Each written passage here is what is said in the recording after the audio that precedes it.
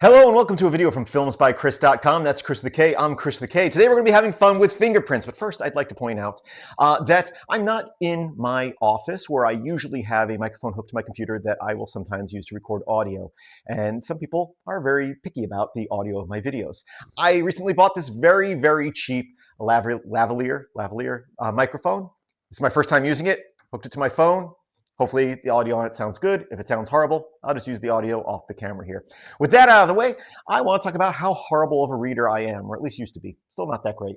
But all through my elementary school years, I had a reading tutor when I lived up in New York.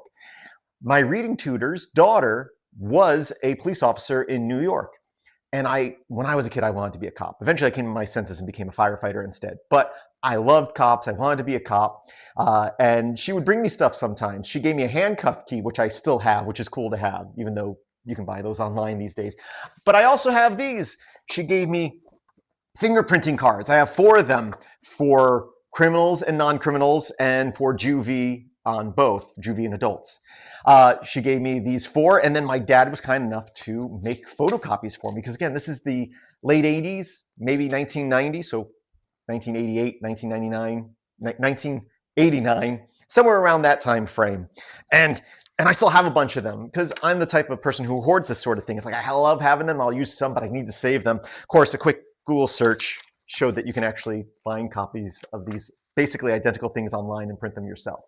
But 35 years ago, it was pretty cool to have this. Thing is, I didn't have an ink pad. So how could I take fingerprints for me and my sisters? Well, all you need if you want to take fingerprints and you don't have an ink pad, a scrap piece of paper, a pencil, and some Scotch tape. I'm going to show you how right now. Okay, so all you need to do, get yourself a scrap piece of paper and a pencil, and you scribble until you have a nice little black square. Make it nice and dark. After you do that a little bit, grab yourself a piece of Scotch tape.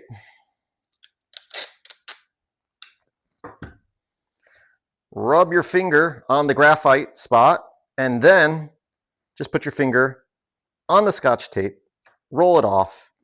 You have your fingerprint here, and you can stick it, well, I'll stick it on this piece of paper because I still need to save those. And there is my fingerprint.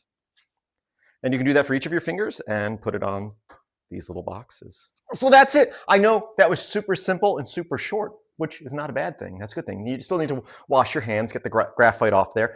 But if you don't have any ink pads for fingerprinting and you want to have some fun and take your fingerprints, again, scribble a little box, rub your finger on there, stick it on tape, stick the tape on a piece of paper or a fingerprinting sheet, and you have fingerprints. I still have sheets from when I was a kid where I have my sister's fingerprints and my fingerprints on there, which is pretty cool that 35 years later, I still have my sister's fingerprints on a little thing that I wrote her down as a criminal, of course.